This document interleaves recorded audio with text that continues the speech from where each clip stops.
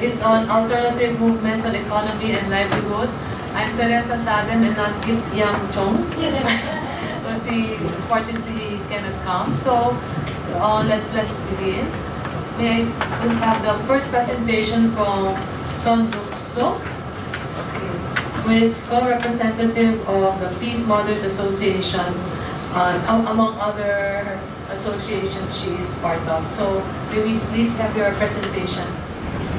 Since my retirement from university, I have joined Peace Mothers Association, which organizes and educates young and old women for peace and unification movement in Korea. We are meeting for information exchanges and lectures, but sometimes we are demonstrating for women's rights and historical justice of conflict women, comfort women, and peace agreement with North Korea. Recently, we demonstrated 3 days a week before U.S. American Embassy against third and war. As only one person demonstration before foreign embassy is allowed, each member of our association is standing with a banner, "No war but peace in Korea. No war but peace in Korea." Before U.S. Embassy, 1 hour each day. We joined, of course, the candlelight demonstration over 20 weeks since last October. Since I retired from Daegu Catholic Women's University, I have begun to draw pictures on my computer using Photoshop with delicate colors. I drew mostly my dream and fantasy of woman's life and peaceful world. Can you understand? Yeah. Thank you. But my friends in Peace Mothers Association found them good and interesting. So I began to use my drawings for my lectures and talks on the issues of women's liberation and peace. During last 10 years, I produced several hundred digital art drawings. So last year, January, I showed some 50 drawings in my personal exhibition of digital art in Insadong, Seoul, Korea. Today, I would like to share with you some of my drawings on Mother's Dream. I hope you will enjoy and feel something of peace and life which woman's heart dreams. Thank you.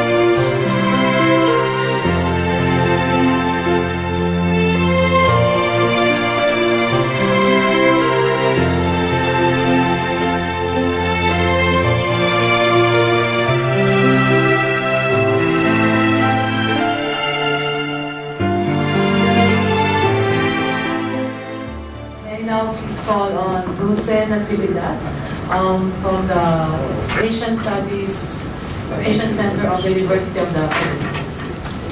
Thank you and good afternoon. This afternoon, I want to talk about the political process that was involved in passing a reproductive health law in the Philippines. In 2012, after more than 10 years of debate, the reproductive health law was finally approved by Congress. It seeks to institutionalize policies that would uphold sexual and reproductive health and rights, guarantee universal access to a full range of family planning methods, and provide sexuality education in public schools. Although there was huge public support for the policy, Congress for many years had failed to pass it. The single major obstacle to this was the opposition from the Catholic Church. The Church denounced the proposed law as anti-life, anti-God, anti-family, and anti-Filipino. The national controversy that the policy ignited sharply polarized discourse. Today, the reproductive health law is facing yet another challenge, not at the level of Congress, but at the level of implementation. So, 3 years after it had been declared constitutional by the Supreme Court, the law has yet to be fully implemented. The law, needless to say, continues to be a source of political eruption and moral questioning. The contribution I'm trying to make to our understanding of reproductive policy is this. At the heart of the complex politics involved in policy making on reproductive health in the Philippines is the entanglement of national identity and religious identity. Reproductive policy operates as a frame through which the politics of the nation, religion, and the state get filtered and played out. I also argue that because the nation is defined in terms of Catholic moral and political values, the conflation of Catholic identity and national identity, and the intertwining of Catholic morality and democratic ideals, especially emerging during the people power events, has exerted a powerful influence on how Filipinos view themselves. This fusion of religion and nation, or religion nationalism, is the lens through which we can understand the political dynamics of the reproductive health law. The social conflict surfaced by the controversy reveals the myth of a unified Filipino nation under a Catholic moral order, and it has opened the field for the contestation over Catholic identity. The question, therefore, is not whether one is pro-choice or pro-life. Rather, what does it mean to be Catholic, and what does it mean to be Filipino? So what is the moral discourse used by the Catholic Church to explain its position regarding reproductive health? Their opposition rests on the following. 1. The Church has to defend the culture of life. Here, artificial contraceptives are contrary to the culture of life as they are considered abortifacient. For the Church, legalization of abortion was the real agenda of the reproductive health law. 2. The Church also asserts that modern contraceptives violate women's right to health. Artificial contraceptives are seen as harmful, causing cancers, and are forms of self-mutilation. 3. Church opposition is also made in defense of women's rights. But here, women's rights are placed within the context of marriage and family. Because the use of contraceptives delinks sexuality from procreation, it is considered to promote promiscuity in men and, as a consequence, the abuse of women. It is also seen to promote sex among unmarried couples and among young people. All this erodes family life and values. Lastly, the Church argues that the law is wrong in assuming that population growth is the cause of poverty and is therefore anti-poor. It cites the unequal distribution of resources and corruption as the causes of poverty in the country. Now, this doctrinal position of the Church is bolstered by a powerful nationalist narrative that holds sway among many Filipinos. During the debates, a legislator ally of the Church declared, and I quote, "The bill goes against the fundamental Catholic doctrines the strong beliefs of the majority of Filipinos born and raised in a Catholic environment, a majority that must be reckoned with whether we like it or not. This is where the problem lies. It will not simply be a case of an ordinary disagreement. We cannot quibble or trifle with matters of faith. There may be a conflagration." Unquote. Here, reproductive health is cast within religious terms, framing the bill as an affront to the Catholic majority, an enormous conflict about faith, and finally, a veiled declaration of war. The Church ally claims to speak for the Catholic majority, links religious beliefs with citizenship, and demands a prominent space in the policy arena for religious morality. Embedded in these statements is a narrative of a Catholic moral order providing cohesion to a God-fearing nation. But an interesting thing happened a year or two before the reproductive health law was passed. The Catholic Church, sensing the decline of its doctrinal persuasion, shifted away from religion as the ground on which it was taking its position. The bishops claimed that they spoke on the basis of the fundamental ideals and aspirations of the Filipino people and not on the basis of specifically Catholic religious teachings. Instead of religion, the Church invoked the Philippine Constitution as the source of its moral authority. And it's important to note, our Constitution already contains a provision on the protection of the unborn from conception. By marshalling secular nationalist arguments, the Church could claim allegiance to the law as the premise of its position to re-establish its moral ground. To me, this is a strategic use of secularism. In this shift, to go against the Constitution and the Church doctrine already embedded in it would mean being un-Filipino, not being un-Catholic. But while the Church had moved away from religion, reproductive health advocates had begun to move towards religion and argue their position from within their faith. Advocates began to openly identify themselves as Catholics for reproductive health.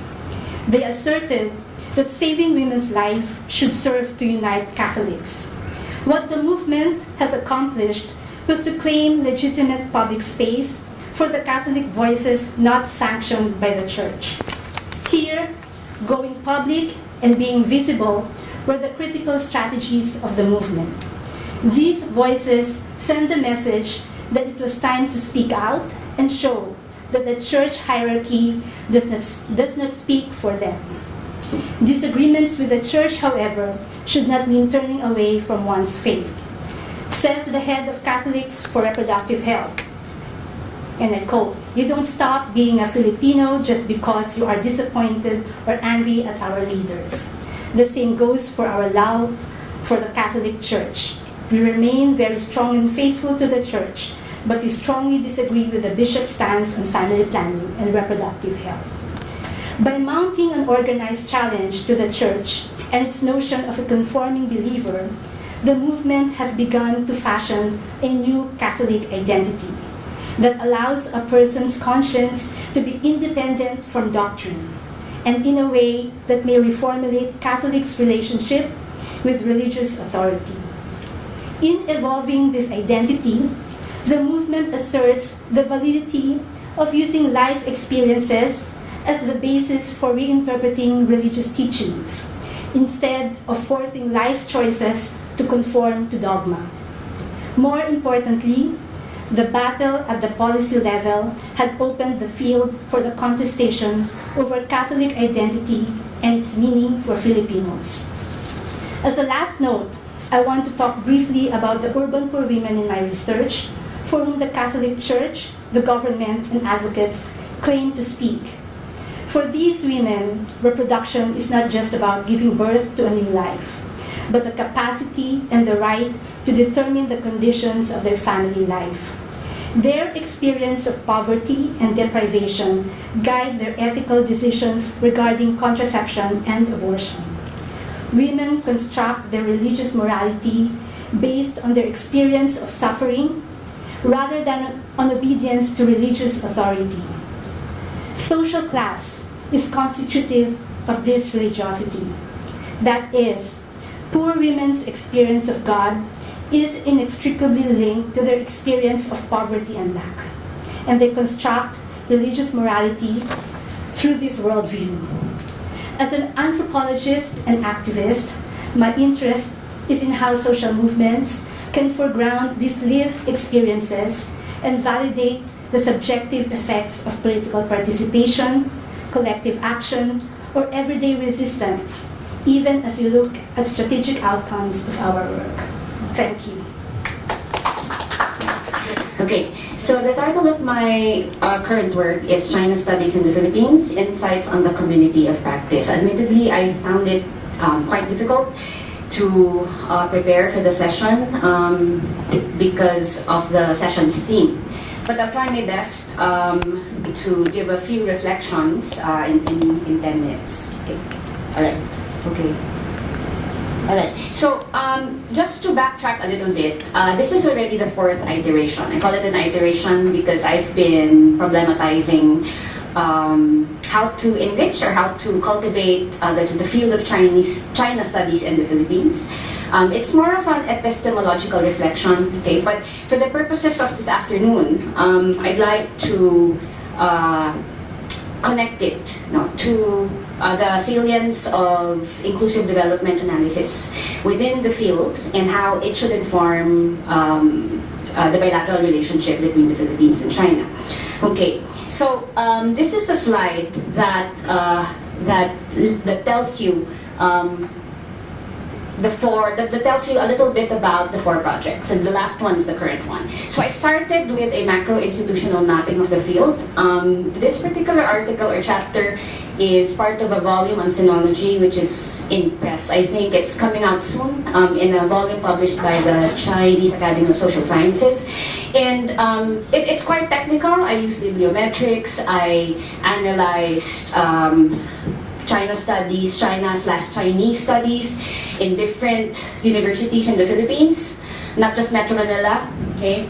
I looked at degree programs, I looked at thesis, dissertations, it's quite massive, and I looked at bibliometrics, no? So, but it doesn't, it gives you a glimpse of how the field has proceeded ever since the first China Studies program began, but it doesn't say everything, right? So I proceeded to the second iteration, which compares the oral not oral histories yet, which compares the professional histories, rather, the documented professional histories of 2 China studies experts. Okay? So that was insightful because here I get to do in-depth interrogations.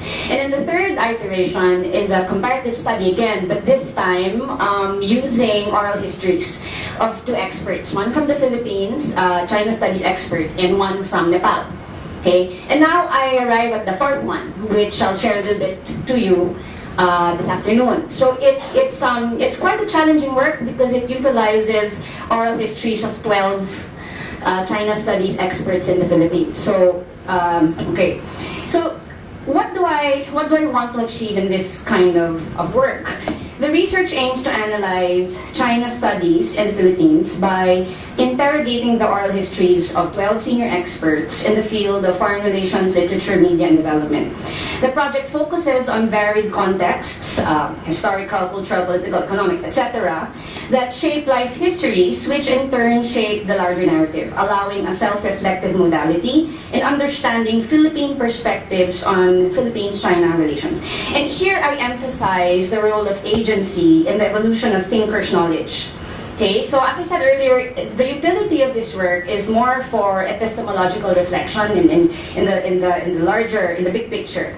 However, for today, I want to connect to the session's theme, and so I reflect on the gaps in the field, especially when it comes to analysis on how inclusive development should inform considerations on foreign relations. So, okay. So you might be wondering who the experts are, so I just want to, put faces to the names. So yeah, so these are the people that we interviewed and whose oral histories are actually uploaded on the website. So if you're interested to look over the manuscripts, you may.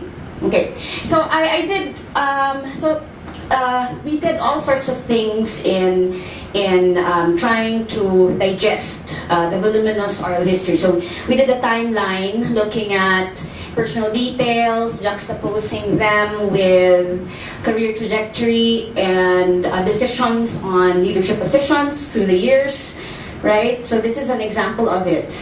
And we also looked at, still based on the oral history manuscripts, we look at the 12 in terms of their related fields and subfields and their specialized knowledge. So it's one thing to look at their published work, but it's another thing to look at their responses to the questions. Okay, so it's quite an interesting juxtaposition. Okay, so usually, well, there are many instances that they write about something, but what comes out as a dominant theme in their responses would come out as something different. So we map that out as well. Okay, so here, at some point in the research, we also looked at how they're related to come up with an idea of how they form a community. Okay, are they related professionally? Do they interact in a more informal manner? Or what particular organizations are intertwined? So here we find some of the organizations. You have Kaisa, which is associated with integration issues among Chinese Filipinos. And you have the Philippines-China Development Resource Center, which is now defunct. And you have this one, the third one, Philippines Association for Chinese Studies. It's been here for 30 years. And here you find more personal spaces. So we see there are many opportunities for interaction. And so it's very interesting that for 3 decades, more or less, you find the same people in conferences, in forums, and somehow among themselves, you're able to distill a certain kind of China knowledge or a certain a certain collective kind of perspective. It's no one's, but you can see that it is already, it does constitute community interaction and thinking as well. Okay. So here, another part of the research, we also looked at the kind of issues that interested them and the kind of issues that they actually pursued and confronted. So it's very different among the 12, and so we tried to summarize it. We tried to summarize it in this very simplistic and albeit reductionist diagram. But okay, so just a summary, you'll see that a lot of them are over here. A number of the experts, about half, were concerned about immigration, ethnicity, identity issues, while maybe perhaps the other half were concerned about bilateral relations, more on IR or foreign relations, and then the same ones were also interested in issues in China. Okay, so I just have a few minutes, 2 minutes actually, left in my clock. And so the question is, what are the analytical gaps? There are many. Okay, if I may share with you recent rhetoric from the president. So he said, we need to cooperate with China because we need to eat. Okay, it's very simple, but it speaks volumes. Okay, while I am not a hater of cooperation, it does reflect the lack of nuance when it comes to the development or the economic content in China, in analyzing relations with China. Okay, so why is that? It has something to do with disciplinal orientations in Philippine academia. So that in itself is interesting. So in the field of economics, you don't find a lot of scholars who write about China or economic relations between China and the Philippines in a strategic way. It's just at best borderline already in the field or beyond already. So the expectation is that other fields will take care of it, like political science. Right? But the thing is, the orientation in political science, while there is political economy, right, or international studies, right, or international relations, where you do have economic content or content on economic analysis, it's still quite insufficient. Okay, so the gaps are more evident when you go to the different think tanks that require expertise or knowledge on China. Because they do ask, especially when an issue arises.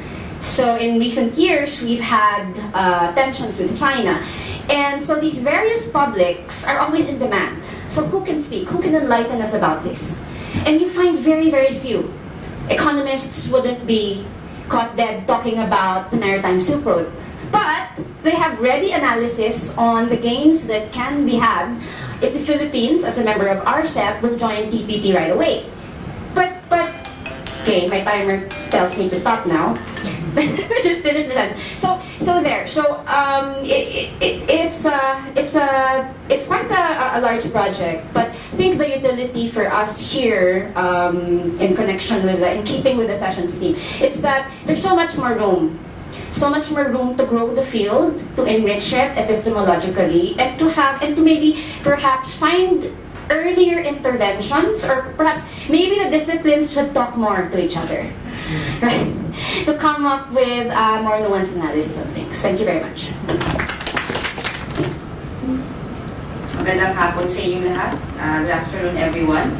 It's an honor to be invited to this fourth Southside Forum on Sustainability and be able to meet a group of progressive intellectuals such as Arena. The Philippine government takes pride of hosting this year the hundreds of meetings and 2 summits of the Association of Southeast Asian Nations that also commemorates its 50th founding anniversary. After half a century as a regional bloc, ASEAN announces its success of coming together as an intergovernmental organization in the developing world, which started as a meeting of 5 foreign ministers in Bangkok in August 1967. However, for the broader civil society in the region, there is no positive outcome to celebrate about, nor a milestone to draw success from, noting that ASEAN governments have haplessly conceded to the pressures of the international market by implementing the ASEAN regional integration that clearly underscored preference for private sector initiatives, trade and foreign investments, and multinational corporations with total disregard of the welfare of its people by excluding them in the development agenda. Meanwhile, as the Philippine government sets aside 15.5 billion pesos, or roughly $30 million, for the country's shareship and host of ASEAN, and mind you, from taxpayers' money, the Filipino people, especially the marginalized and disadvantaged, can hardly identify themselves with this regional bloc and has little understanding of how ASEAN can better their lives and livelihoods from now and onwards. This huge gap intensifies. ASEAN's language of trade and economics obviously runs contrary to the economic interest of its communities of people. To cite an example is the emerging discourse among civil society about the Regional Comprehensive Economic Partnership Agreement, or RCEP, a new generation free trade agreement being spearheaded by the 10 ASEAN member states with Australia, Korea, Japan, India, New Zealand, and of course, China. RCEP seeks to cover regional cooperation in the trade of goods and services, investment, economic and technical cooperation, intellectual property rights, competition policy and dispute settlement, among others. Its negotiations are ongoing and the Philippines is one of its venues. ASEAN trade ministers are reportedly insisting to finish these trade talks this year. Trade Justice Pilipinas, a new convergence organized in the Philippines to look into the implications of RCEP, is strongly campaigning against this agreement because of its motive of advancing the corporate agenda by pushing for an investment regime that will give corporations the right to sue government under the infamous Investor-State Dispute Settlement Mechanism, or the ISDS.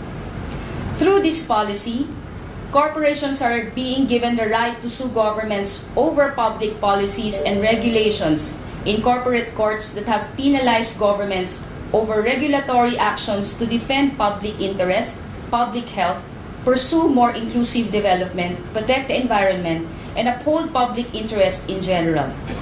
This ISDS becomes a corporate tool to weaken the right of state or power of governments to regulate investments and advance the development agenda in the name of greater public interest. And what is more unfair, is the absence of any recourse for communities that face the negative impacts of these investments, such as human rights violations, environmental destruction, and loss of livelihoods. Trade Justice Pilipinas believes that RCEP could only worsen inequality and wealth concentration, environmental destruction, and the climate crisis, and lead to more human rights violation and erosion of people's rights in the region.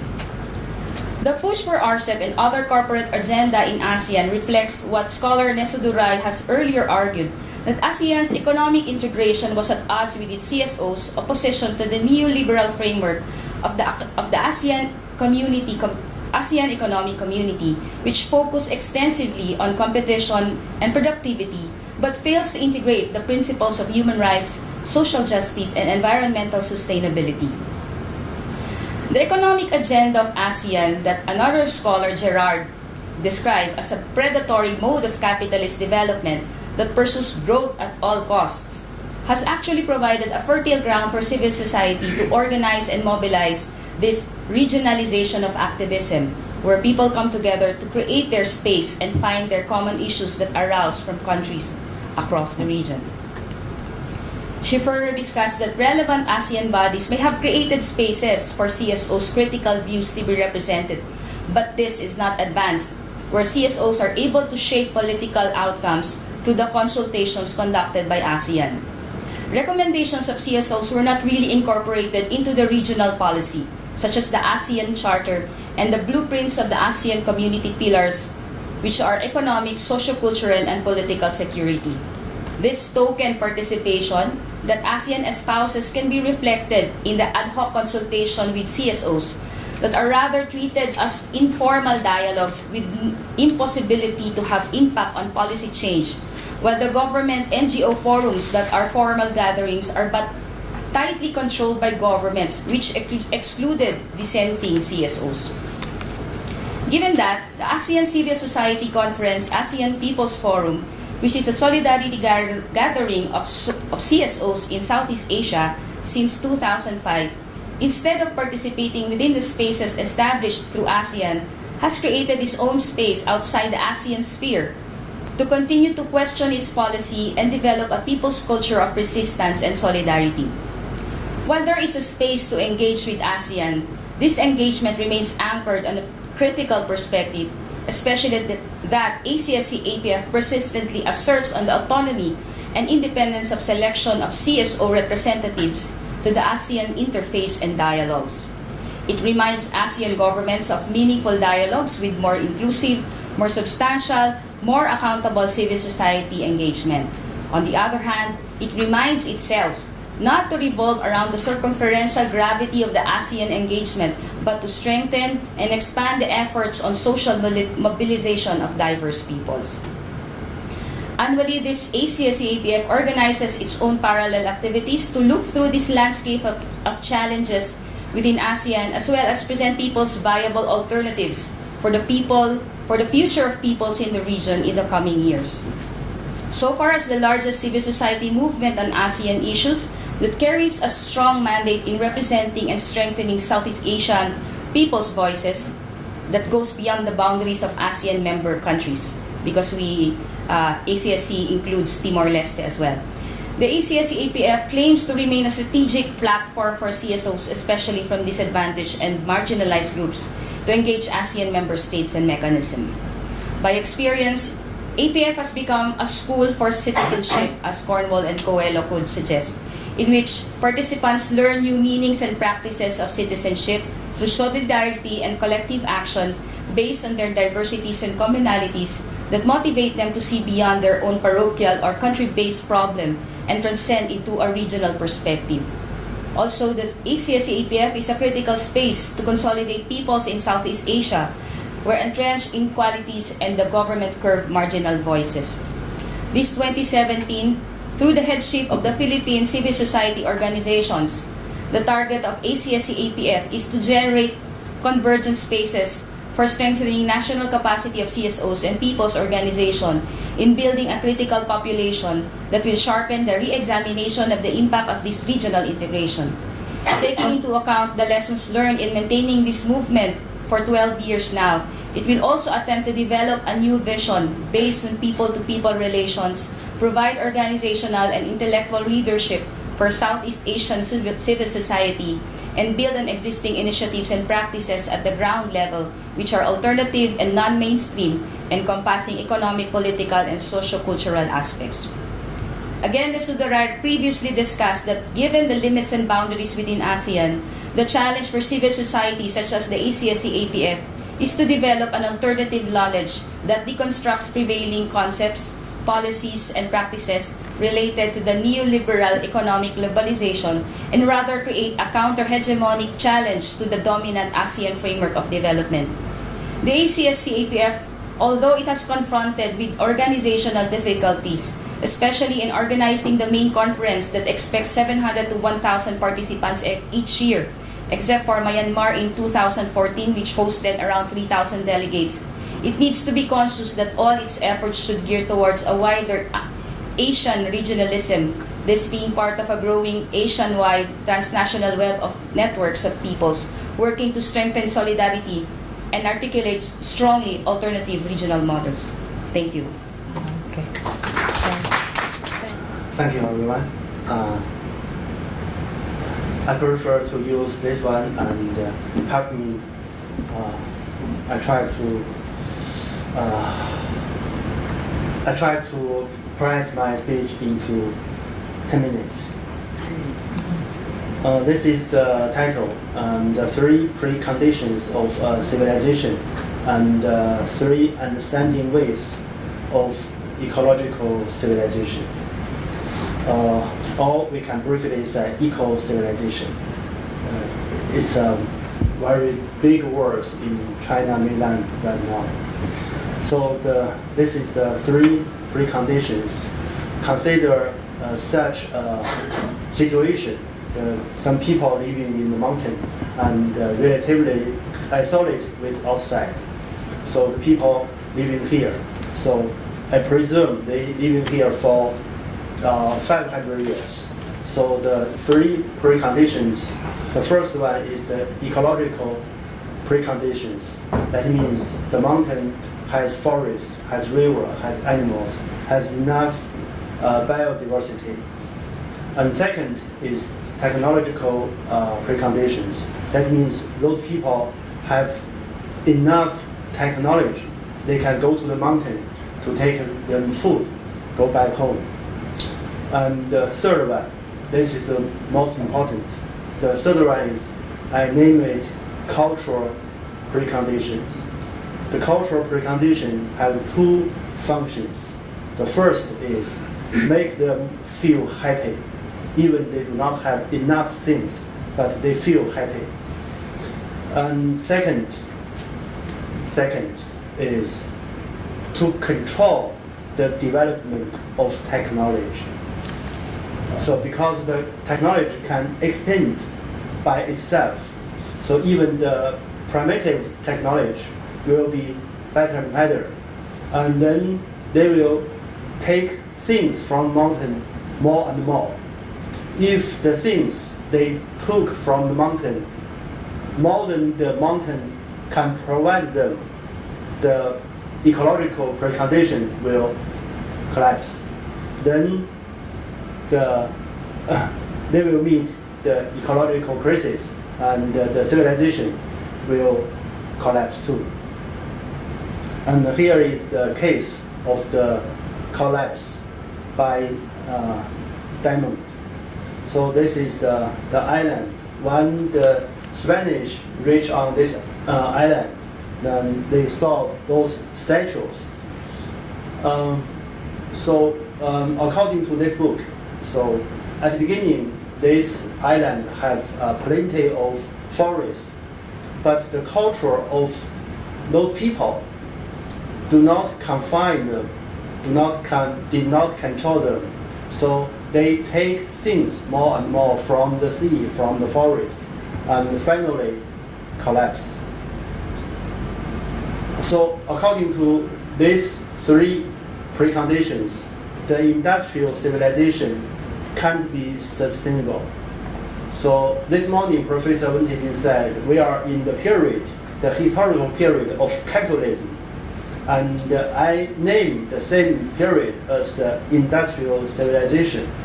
So in this society, our culture do not have the second function to control ourselves, but otherwise we have the other functions to promote our technology better and better, advanced and advanced.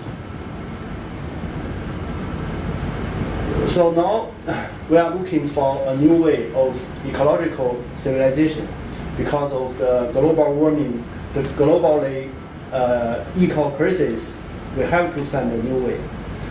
So for this work, in China mainland right now, there is three understanding way. So I named it three versions.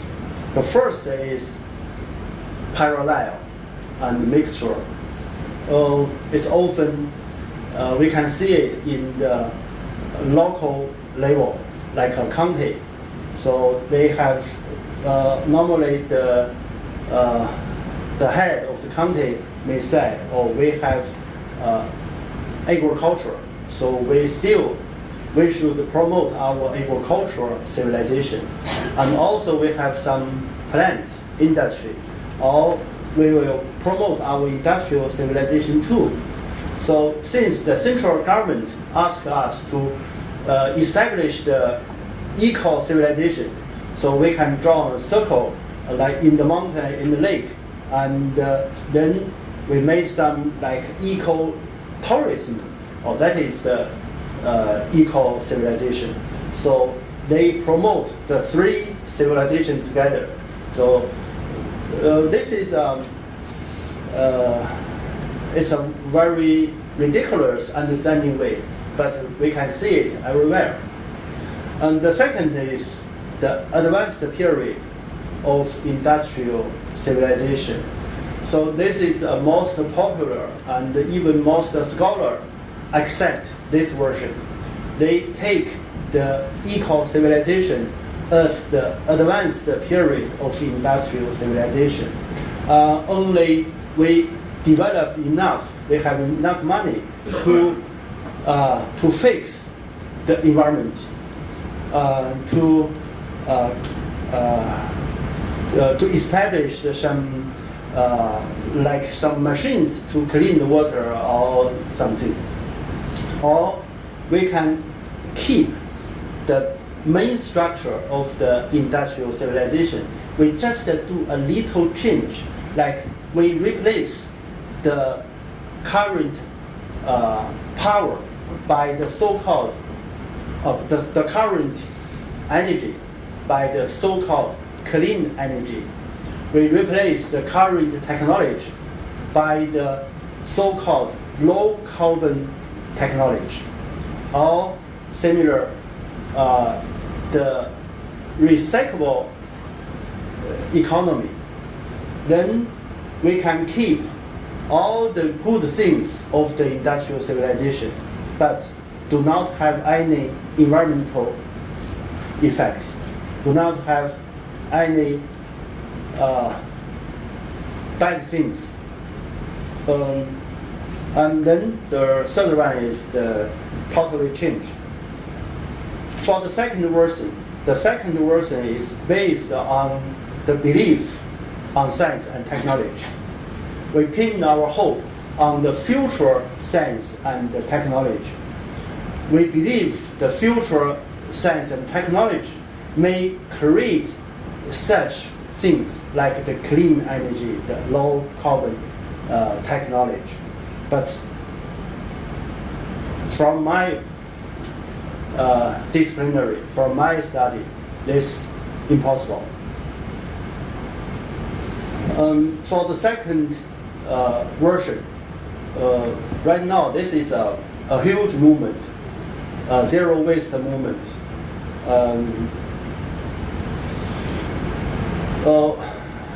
This is the Battlefield 2. I think this is the first zero waste experiment, but it was failed.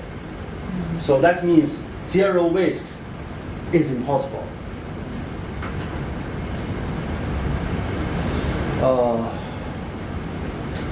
I don't think we, let me try to say it quickly. Normally when we meet some things, we intuitionally we have two ways for the two solution ways. The first by new technology, the second by management, and even the second one also depends on the first one. But the technology solution have an upper limitation. The first limitation is the global is limited. We have only one Earth. And the second one is the second law of thermodynamics. That is the principle of entropy increasing. That is why the CO2 cannot work. So this is the general examination on science and the science community. Right now, science and the scientists already became harmful powers to the society. So the role of science community of the industrial society, first they are interest or profit community. So the second is a knowledge community, but they never be a moral community. So as a profit community, scientists try to enlarge its profit. So they will seek for the cooperation with political power and also with capital. So those things like nuclear power, GMO, nano, stem germ, and everything, we can find such a profit interest. So for the third version, it's not a U-turn, but I think it's a left or right turn. The real question for this civilization is not how to develop, but how to stop. We try to find a way to stop. Already done. So this society needs to be changed completely. And the key point is, what is good life? We have to think about what is good life. I think it's a good end here. Okay, thank you. Yeah. Okay, thank you. My presentation is about how peasant agriculture has a step towards a new paradigm. I try to share China experience with you. Actually, it's a kind of response to Francois Huta because he invited Kiu Chi and I to do a presentation through the Skype meeting, but unfortunately he passed away before we could do our presentation, and he raised these I think very important questions. As the question about the peasant agriculture, will it be a real transition to another alternative paradigm? And as you know that China has these land revolutions, and really is a very core task of the Communist Party in the last century. So because of this land revolution, every peasant has a basic security because they have access to land resources and also housings and also the basic life. So to a certain extent, China enjoy a relatively stable now. However, we also have this quite a lot of challenges in ahead. For example, as Professor Wen mentioned in the morning about the problem of financialization. According to official statistics, now the tertiary industry accounts for the 51.6 of GDP, and the industrial part is only 39.8. And the biggest point is the agriculture, only less than 8.6%. And you know that China still have the government still have the monopolistic governance of capital. That means to a certain extent, the Chinese government still can control the financial sectors. And however, we also know that under the international pressure, those neoliberalist foreign countries still want to open the China's capital account. So we now still under very great pressure. And on the other hand, we also have the changes in terms of the land law, because in 2016 there is a change in the law. We call it, according to the according to the law is the land, the rural land will be divided into free division of rights. That means including ownership rights. This belongs to the village committee, and contracting rights belongs to the peasant household, and also the management rights is also belongs to peasant household, but they can be taken over by the other foreign sectors. For example, the agro business or other cooperatives or other foreigners. So we find that there's a dangers of the land concentration and also the commercialization of agricultural production.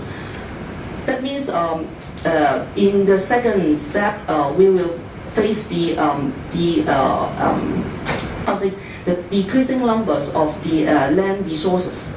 And as you note, Professor Wan and Kiu Chi, they are not only the scholars, but also they are activists. So they are the main leaders of the new rural reconstruction movement in today China.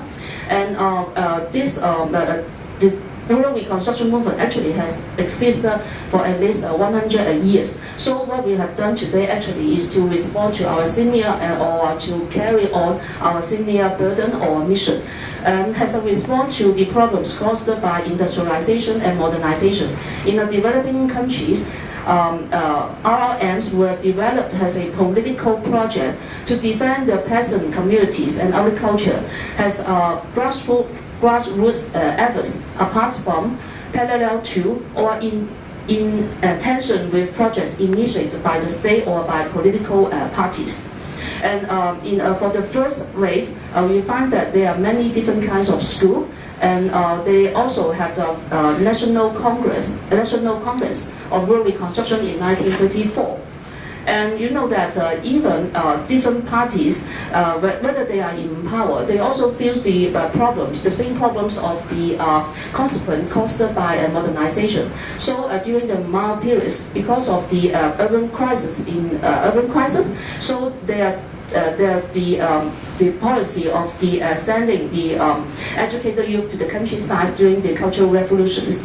So at that time, those young people actually were unemployed. So one of way out is to send them to live in the countryside, and although they have the opportunities to work together with the peasant and also stay with them, but there's undeniable fact that there's an unemployment crisis in the cities. So whenever the governments have faced this problem, they will let the rural society to bear the cost.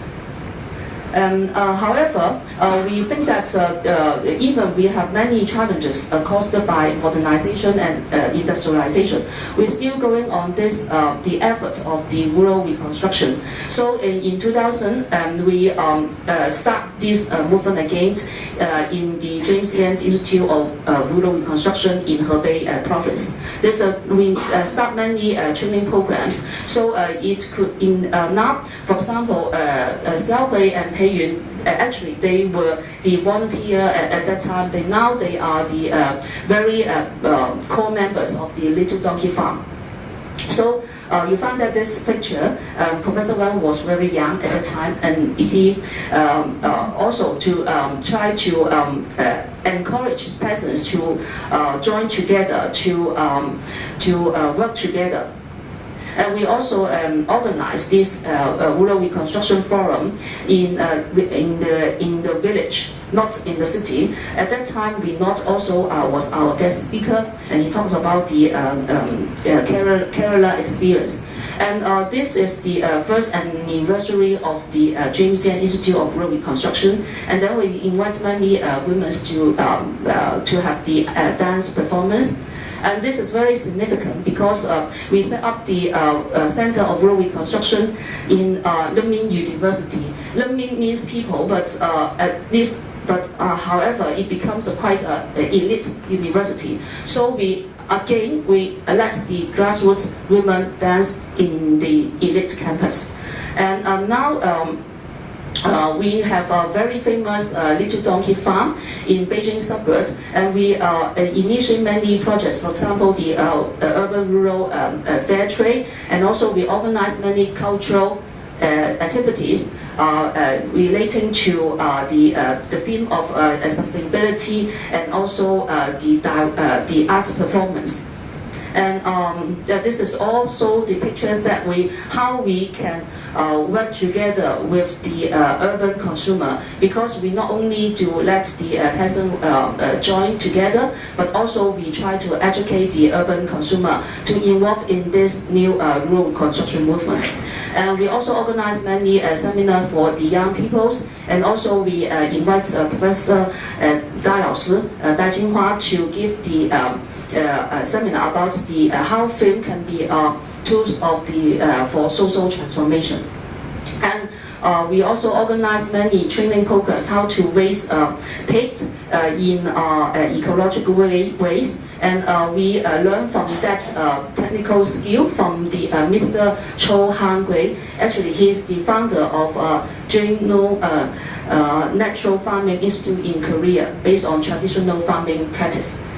And on the other hand, we also set up Liangshuming Rural Reconstruction Center, and this is focused on the university student training. So we send them to 1 year in the countryside to help I would say that to educate themselves, because nowadays students actually don't know what happened in reality, particularly in the countryside. So we send them to the countryside to live there and then to learn, and also work with the peasant. So first of all, they should do this kind of the home visits and try to belittle themselves first, and to learn what's happened actually in countryside. And we also let those left behind, for example, the women and the elderly, and to join together, and also to because you know that nowadays quite a lot of young people go to the city to be peasant workers, and now the left behind are the elderly and the women and the children. So we let those students try to let those so-called left behind stay in the countryside, and to set up different kinds of the clubs or groups. And on the other hand, we also to bridge the gap between the peasant association and also student unions. So every summer we also organize many training programs for the university students. For example, in last year, every year, Liangshuming Center also organized many training programs for the university students. But particularly last year, we focused on how can they really have a concrete project with the peasant association. Now the very well-organized peasant association actually is in Puhan. It's a Puhan rural communities. It's a very integrated peasant association, and the very significant point is that it's under the women leadership, because it starts from the women dancing group. And of course, we also have different kinds of the programs like raising pigs programs, and also to organic farmings, and also many different kinds of the cultural activities. And also we organize many activities, for example, like the Loving Home Village campaigns. We also is a kind of public competition, and to let the public to find the beauty of their home. their village. For example, this is our poster. The photo was taken in Fujian. It's a very old traditional courtyard. And this is the beautiful pictures, and they are the winners of the competition. Yeah. And you know that three of the organizers are set up by Institute of Rural Reconstruction. Also, we set up by Professor Wen and our research team. And in Fujian, the Institute of Rural Reconstruction also organized these kinds of spring or organic festival during the springtime.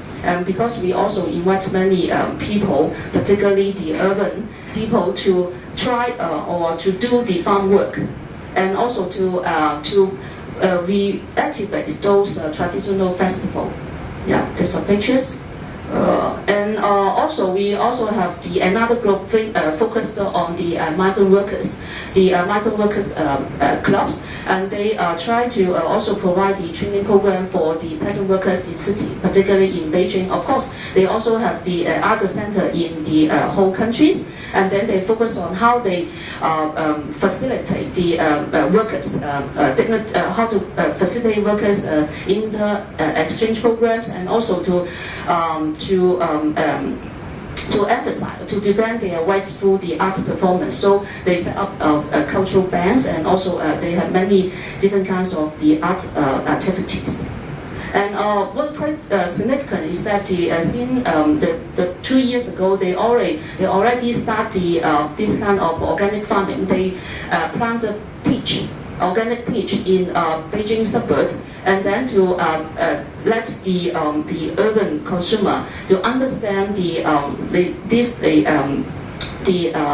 condition of the peasant workers, and at the same time also help the peasant worker to learn the organic farming skill, because it's very important. Nowadays we have the problem of the factory bankruptcy. So the next step will be how the big group of the peasant workers, once they are unemployed, what can we do? And then one of the way out is they go back to the countryside and to become a farmer. So they have to learn how to grow crops. And also we try to identify the grassroots people, intellectuals. They try to protect the traditional agricultural tools. For example, this is a retired high school teacher, and then he tried to search many different kinds of traditional agricultural tools like this grinder. And in Lingnan University, we also have this Lingnan gardeners, and we try to let not only the university student but also high school student know the importance of agriculture and also organic farming. And so my key point is that although we have so-called complete the land revolution, but we still have many changes. These changes actually is because of no matter who are in power, they still promote the projects of modernization or industrialization. So in the next step, we will focus on how we can work for to regenerate the rural society. Thank you very much. Thank you, moderator. Thank you, King Tsui, and thank you all the organizers of this forum, intentional solidarity of all ASEAN countries and between the South and the South. I am Shenjing, Chief Editor of the New International, at first a paper weekly in Taiwan, and now a website. We have published recently some articles written by Owada, translated in Chinese. We are also a group of activists from around the island to develop the idea of new internationalism and the new left thinking in the search for new solidarity and emancipatory politics. We have also cooperation with Intercore, International Collective Intellectual, a network of auto globalization based in Paris with the website of 6 languages: French, English, Portuguese, Spanish, Arabic, and Chinese. And this year, they will send a volunteer, a young girl, a French young girl, to Taipei to work with us.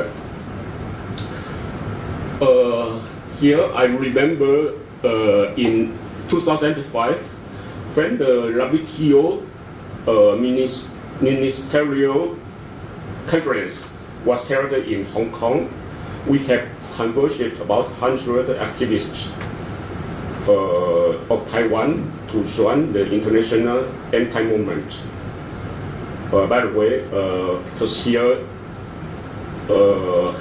we have so many Koreans, I have to remark that at that moment, the Koreans who are the greatest and the most dynamic group. And from 2 years ago, we have created a network of anti-TPP, the Trans-Pacific Partnership, with about 30 associations and some researchers, professors. Taiwan, the government being isolated by the international society, the government of Taiwan showed a great passion to join the TPP. So we have organized a manifestation in Taipei and translated more than 20 documents about TPP published in New International, hoping that all citizens will be more aware of the problem of free trade and the globalization of new liberalism. We have also created a forum called Rethinking Socialism.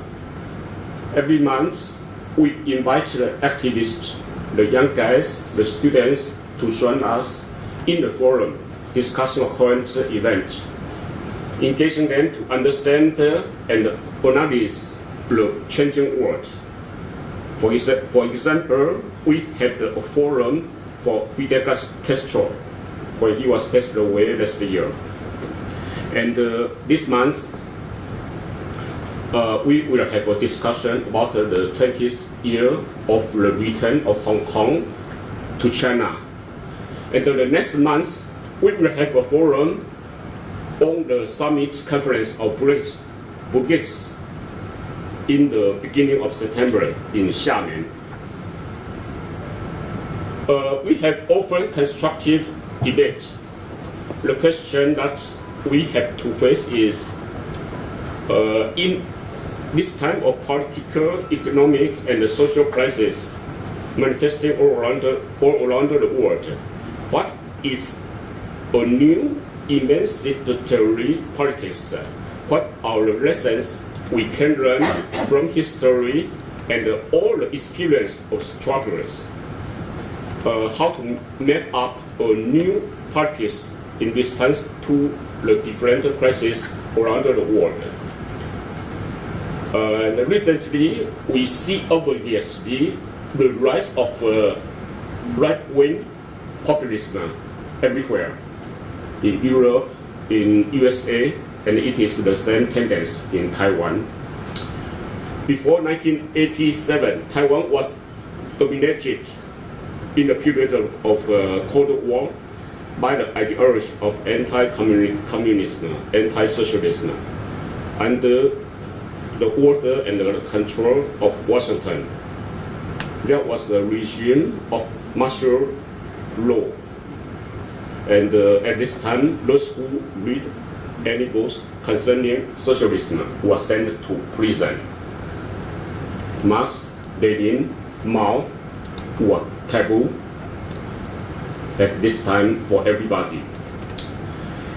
So now with the forum of Rethinking Socialism, we try to reconstruct, to reimagine the knowledge of socialism and the memory of the Chinese Revolution.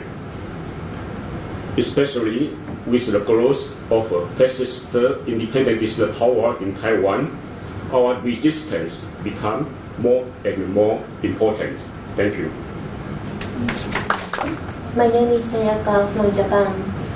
Well, I'm not a researcher or even back in university, I never was able to speak researcher language or academic language anyway.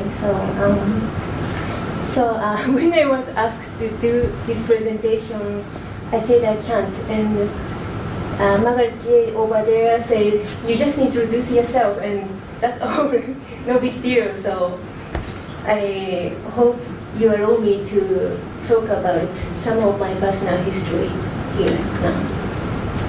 So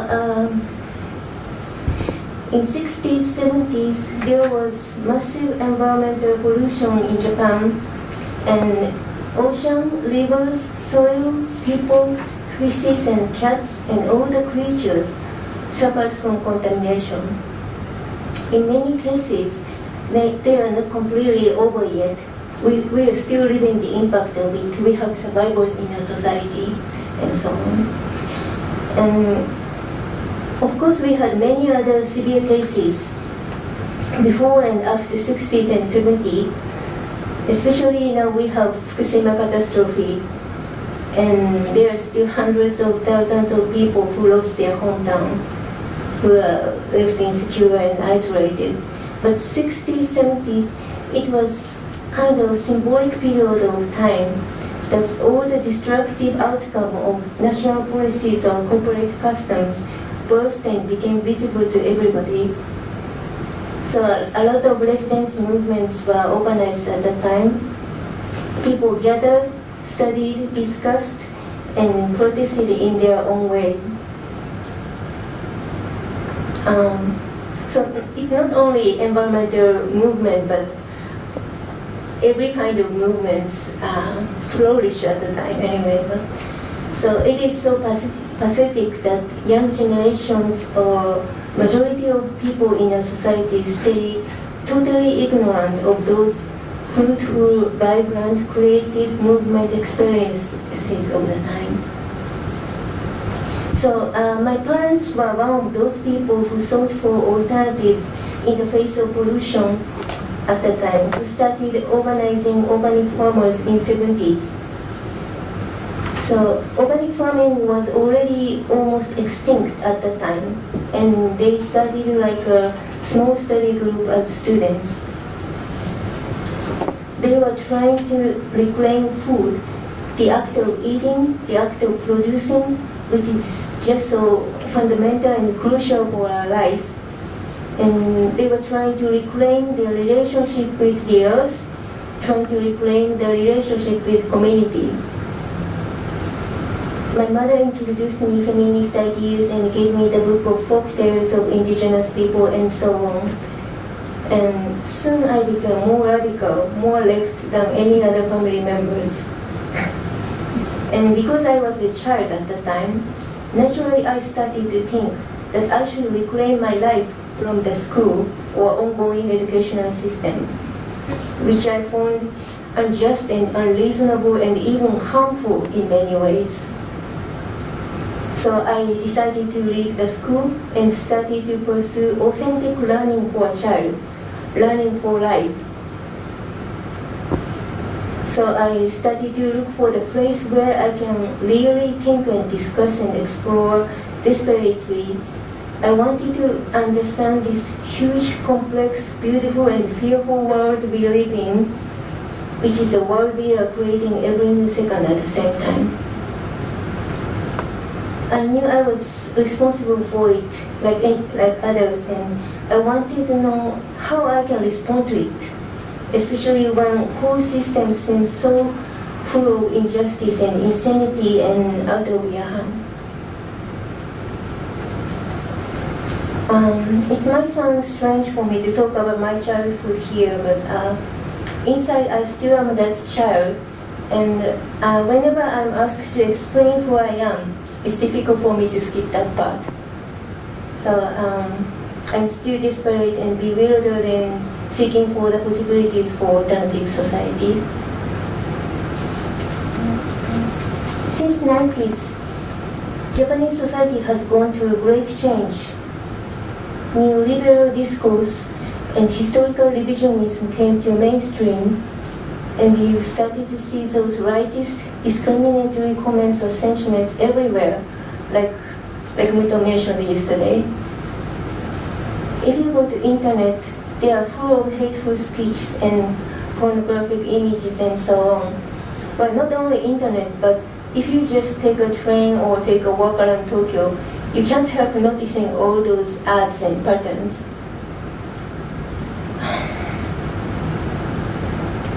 People are stressed, exhausted, and alienated, looking for some quick consolation or pleasure which you can consume instantly and erase from your sight when you finish using it.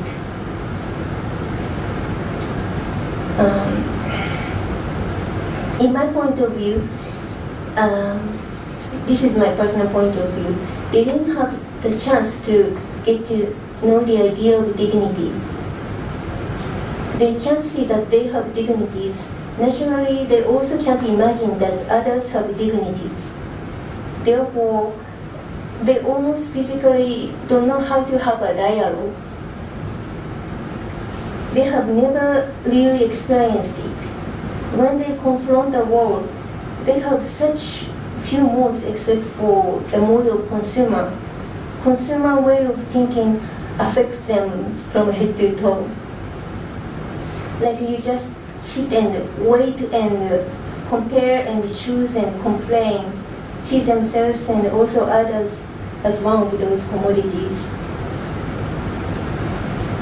So, activists or protesters are ridiculed and cursed continuously by ordinary people. And like Tadem said yesterday, we are a tiny minority in our society.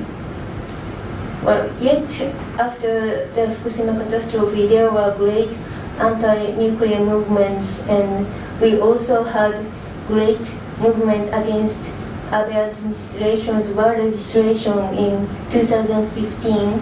People gathered around the diet every night for protest, and some say they haven't seen so many people mobilized for decades.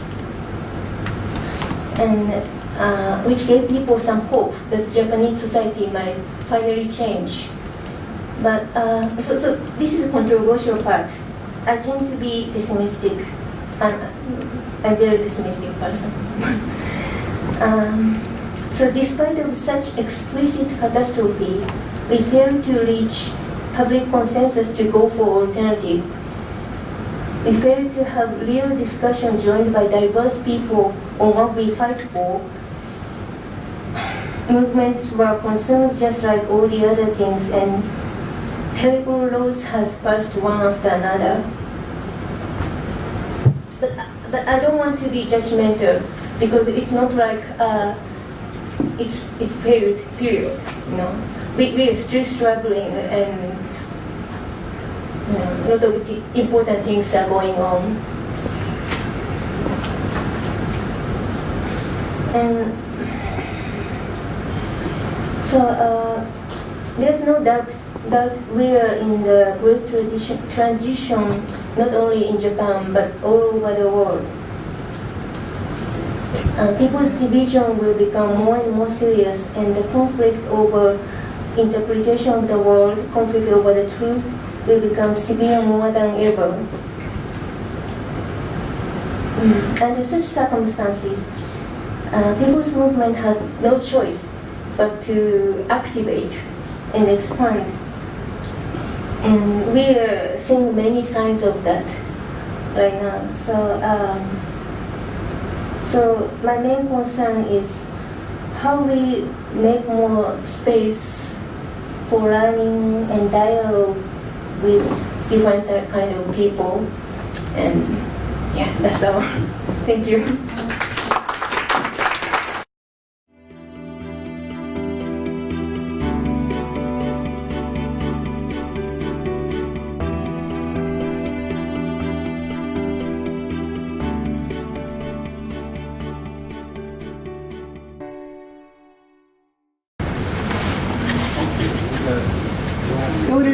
오세요.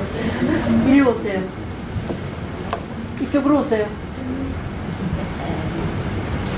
여기 와. 거기라고.